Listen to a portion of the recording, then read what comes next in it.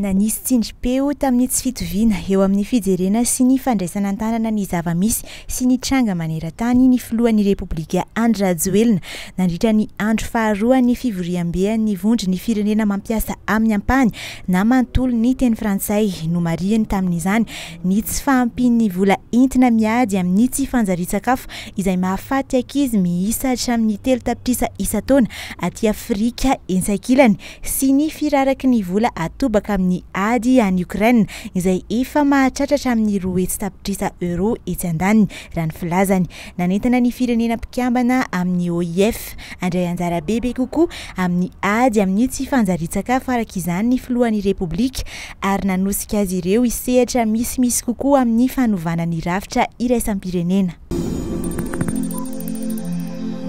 Efa eo andalam-panamboarana ireo trano miisa 900 eo amin'ny fokontany Fiaferamanga sy Ambohimierana distrikana Rivomamo ao amin'ny faritra Itasy raha nambaran'ny sekreteram-panjakana miadidy ny tanàna vaovao sy ny toeram-ponenana Andriamanoisoa Gérard androany alatsinainy. Anisan'ny ampiavaka ity asa fanamboarana ity ireo akora fototra ampiasaina toy ny biriky tanimena voavolavola mba hisorohana ny fahasimban'ny tontolo iainana vokatry ny loto ateraky ny fandorana biriky tanimanga. Nankalazaina tao amin'ny fokontany Fiaferamanga androany alatsinainy ny andro maneran-tany ho an'ny toeram-ponenana.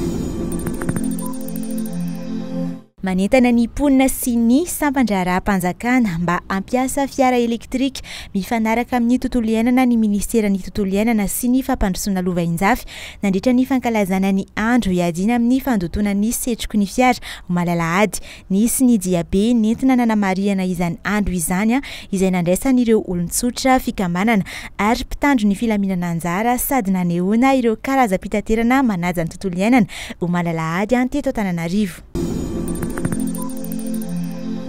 Nanomboka ny farany herinandro teo ny famafazana voan'ireo masombolon'ny bozaka izay andrakotra ny kianjan'ny Barea tafiditra ao anatin'ny fikarakarana ity foto-drafitrasa ity ho fampanarahana ny fenitra apetraky ny Confédération Africaine ho an'ny baolina kitra izany fambolena bozaka izany. Anisany nafafy ao Mahamasina ny karazam-bozaka Fetuc sy Regrace raha ny fanamarian'ny Andriamanoisoa Gérard hatrany izay nijery teny an-toerana ny fandrosoan'ny asa ny sabotsy teo.